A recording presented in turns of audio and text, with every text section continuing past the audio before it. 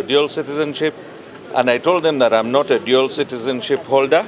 I hold only a Ugandan citizenship, and I've never held another citizenship before. They went ahead to discuss about the ministry briefly and their expectations as members and as the nation, and I pledged to work together with them. I pledged to accept advice from the colleagues and promise them that to the best of my abilities, we will see how to improve trade, both within Uganda and outside Uganda, improve industry, improve welfare of the workers within these industries, and of course build cooperatives that are going to be feeding into these industries. So the purpose of that whole ministry is three-pronged. One is the cooperatives that will be production-based. That production must be processed by the industries, and those industries must then be involved in trade, both international and local. Yeah. Well, how is it that you are going to sit in this house with your son? How is the feeling? I haven't yet experienced it, but of course he came on his own right. He fought an election and he won, and mine is an appointment by the president to serve the people. Having two members of the Indian Committee in Parliament, what does it mean to the Indian Committee in Uganda? Like I've said in my opening remarks, I may be of Indian origin, but I'm a Ugandan, born and brought up here, and I serve the Ugandan people. I have served in this parliament for 2 terms, and I was elected by the people of Tororo municipality. He is elected by the people of Tororo municipality. So primarily, my objective is to serve the people of Uganda and the people of Tororo. Thank you so much. Bigenze birungi, bambuuzizza ebibuuzo ebyenjawulo. Esooka babadde bambuuza ku nsonga ey'okubeera ne citizenship eya Uganda n'ez'ensi z'ebweru. Ne mbagamba sirina citizenship endala yonna, nze ndi muna Uganda, sirina passport endala ya nsi yonna endala eya bweru. Okukolagana n'abanyonyodde mu ministry yange erina subsections 3, emu eya cooperatives.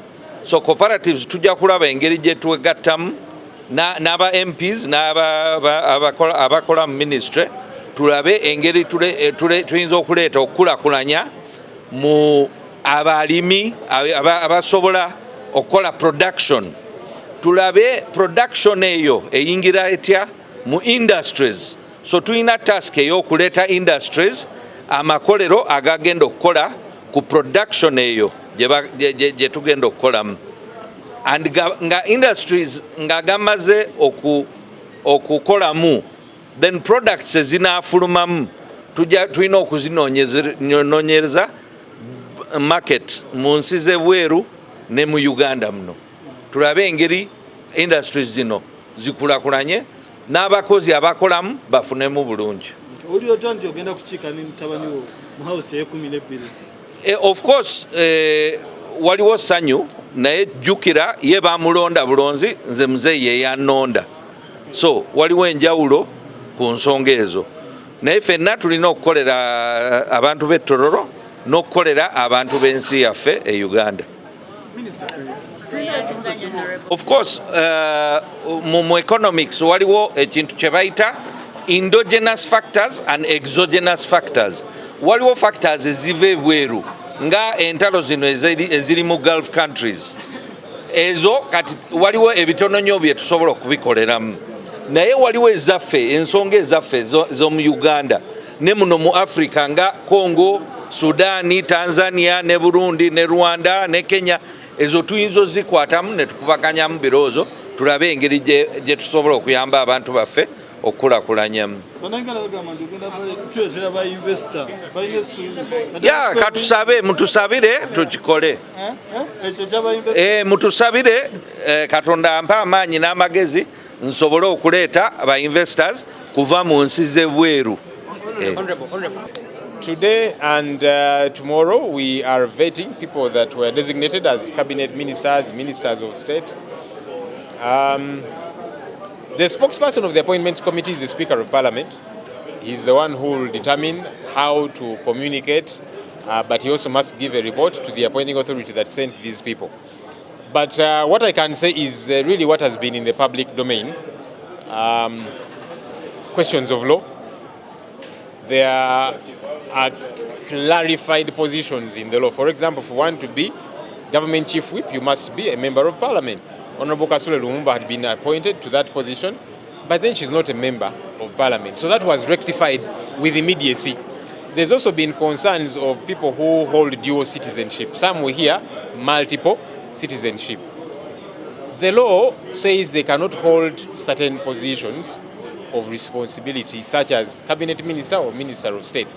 We are hoping the same way it was rectified for Honorable Kasule Lumumba. Now she was sent to a different ministry altogether, which doesn't bar her to be an ex-official.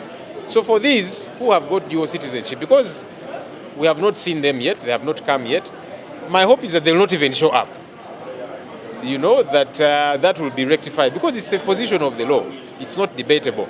But also, maybe if they want to serve, because I've heard some people say some of these are very good people, qualified and so on, they can serve well in government. Who says they can only serve as ministers? They can serve in other portfolios, in other responsibilities. But maybe if they insist on serving as cabinet ministers, let them first relinquish the citizenship of the other countries. Because you can renounce citizenship and say, okay, now I'm only a Ugandan citizen. Then they would qualify. But if they probably are not willing to do that, and people are saying they're very good, they have to serve, they can serve elsewhere, because the law is the law. You know, my thinking is that we should be pettifogging over other matters. Somebody has been occupying this docket, have they served well? Academic qualifications and so on. You know, not matters of law that are very clear.